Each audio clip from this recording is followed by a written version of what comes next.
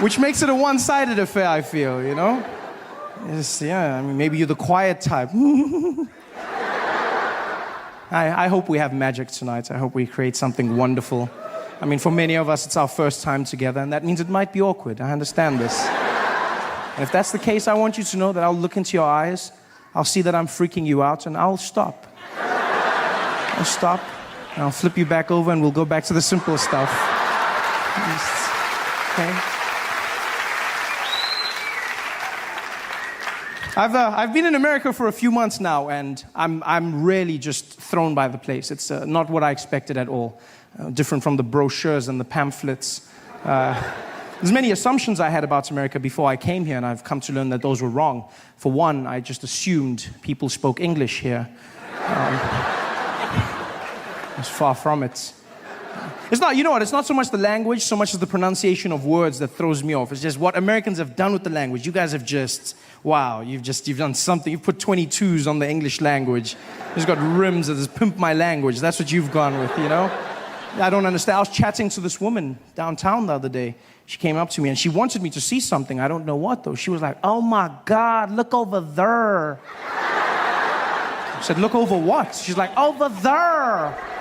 Look at that her. And I said, her? She's like, no, her. Look, there's two of them? I understand nothing, even the small words, just the pronunciation, you know, small things that get you by. For instance, I pronounce the opposites of uncle as aunt. I say my aunt. Out here, you say my aunt, which to me is an insect, which made me look like an ass when my friend told me his aunt died. And I was like, so what? There's tons of those out there. What a great way to end a friendship. I couldn't get help the other day when searching for a battery for my remote control, because that's what I say, battery, a small form of power. So in America, you say battery, which to me is a different form of power. Sponsored by Chris Brown.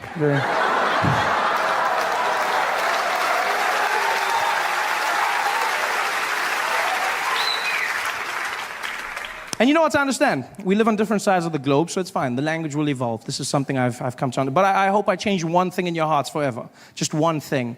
And that is that animal in the wild that looks like a horse. It has black and white stripes.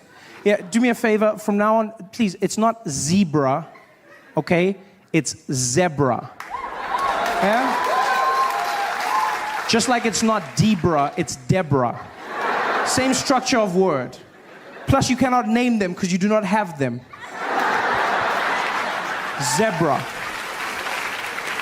This is madness. Everything out here is different. Do you know how hard it is to learn when you come out here? You have to change everything. There's the measurement system, which is just, I mean, America, you guys have your own thing, the imperial system, you know? On my side of the world, we use the metric system, and by my side, I mean the rest of the world, you know? We have the metric system, which is, amongst other things, very efficient. It's a very simple process. You know, everything goes into each other. And out here you have imperial, which is fine. I mean, I won't judge you. If you want to be imaginary, that's up to you. But I just feel like there's some consistency that's needed. Small things. Like, for instance, when we abbreviate our small measurement, milligrams, we use mg, milligrams. Mg, milligrams. And you guys have ounces, which you then abbreviate OZ. There's no Z in the word, ounces. I don't know. That's pale in comparison to what you've done with pounds. That, for me, please explain to me how the abbreviation for pounds became LBS. Pounds. I look like the idiot walking into the store going, could I please have the 2 labs bag of sugar? Guy was like, you mean pounds? I said, I don't see the P, no, I don't. He said, well, it means pounds. It's not LBS. A lot of bullshit, that's what it stands for. This is horrible.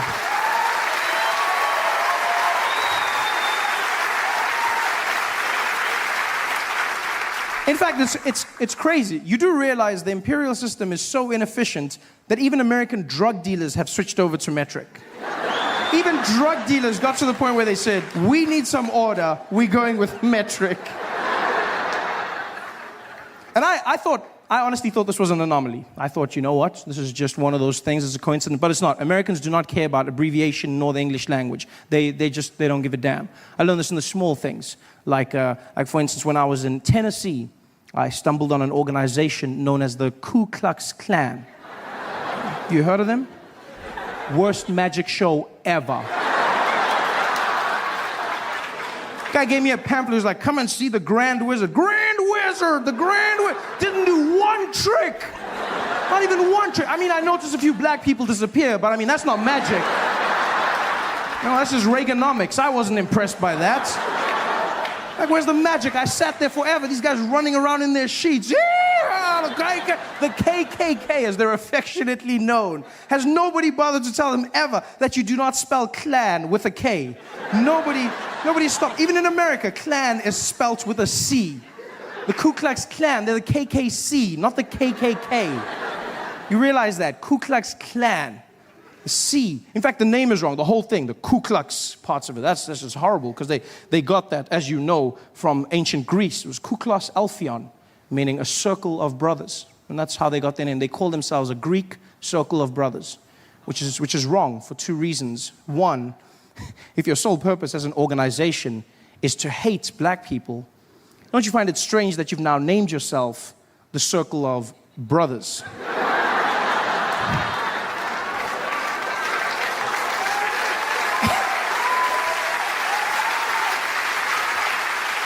And secondly, do they realize that in ancient Greece, circles of brothers were doing very different things with one another?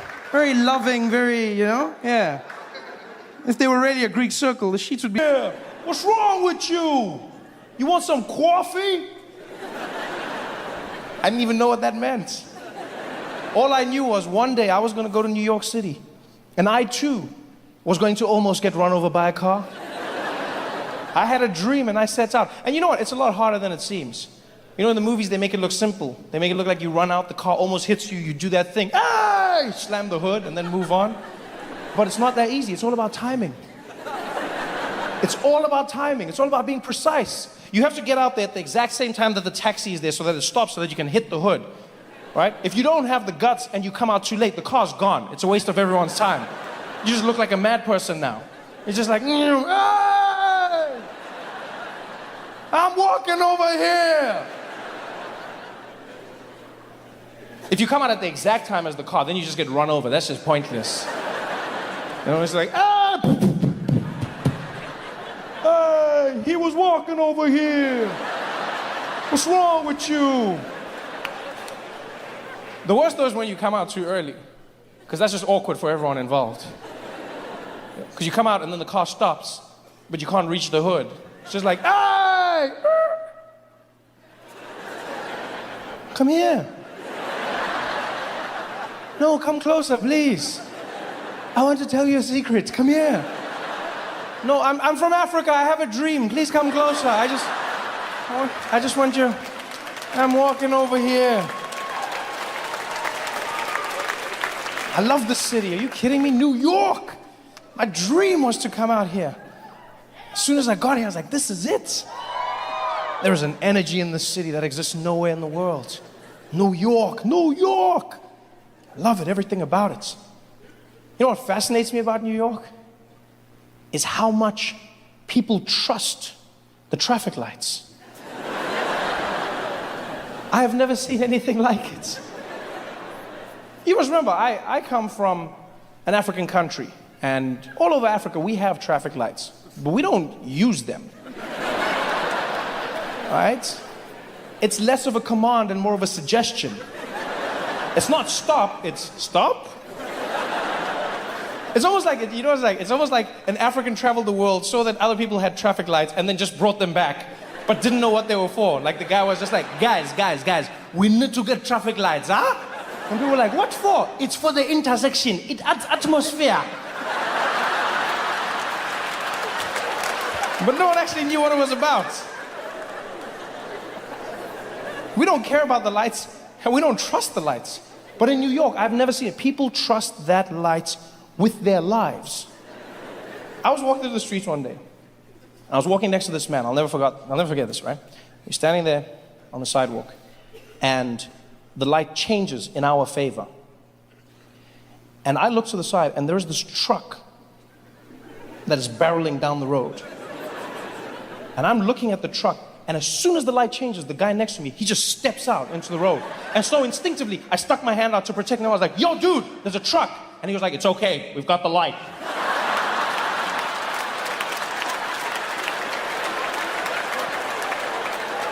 I said, yeah, and he has a truck. In a game of rock, paper, scissors, you lose. But he was so confident. He was like, it's okay, we got the light. Come on, let's go. And he walked out there. He didn't just walk out. He stared that truck driver down as he was crossing, just looking at him like, I've got the light. I've got the light. You know I've got the light. You know I've got that light. I was running behind him all apologetic. I'm sorry, I'm sorry. I would have stopped. I've never done this before. I'm so sorry.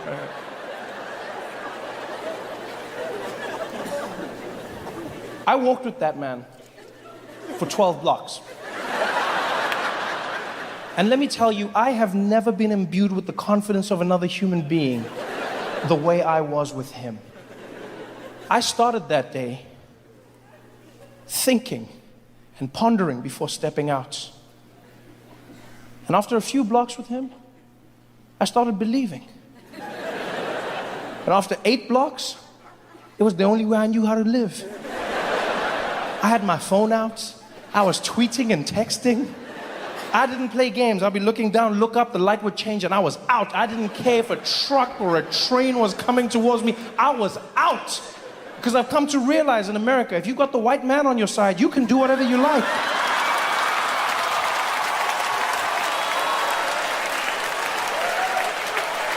You just roll. What an exciting time it's been. I couldn't have chosen a better time to come and live in the United States. Huh? What an exciting time. I'm surprised that with everything that's happened, it hasn't all burned down. I've been coming to the United States on and off, visiting for almost 10 years. And what was great about visiting on and off was I got to experience America in snapshots. You know, I would feel what the people were feeling. I would get an idea of what the populace was going through. And I'll never forget how every time I came to America, one of the biggest things I noticed was how Black Americans were having a tough time. I remember the first time I came out, I was staying on the West Coast, and I met a young African American man in Compton. And we were hanging out at a comedy club, and this guy, he looked over at me and he's like, hey, yo, Trevor. He's like, you the dude from Africa, man? I said, yeah, I'm one of them, yeah. He's like, yo, man, I can't front, B. It's an honor to meet you, man. It's an honor to meet you, man. Yo, man, I always wanted to meet a dude from Africa. You an OG, man. You an OG. I was like, thank you. He's like, yeah, man, you know how hard it is out here for a black man? Dude, I can't front, man. You can't get no jobs, man. The cops be on your ass all the time, man. Yo, I finna go to Africa myself, man. Yo, I'm gonna go to Africa with you, man. I'm going with you, B. And I was like, yeah, if you buy the ticket, we can roll. I mean, let's go. And I connected with him today. I felt something. Fast forward a few years later. I remember I met a beautiful black woman down south. I was doing shows in Birmingham, Alabama. And this woman came up to me after the show, and she connected with me instantly. She was like, Trevor, baby, can I just tell you right now, I ain't never met a stranger I felt so connected to. When you talk about Africa, when you say those things, I'm like, oh man, oh Lord, I wish I could go with you. Tell me all about the motherland, baby. I want to go to a place I can call my own. I want to go to a place where people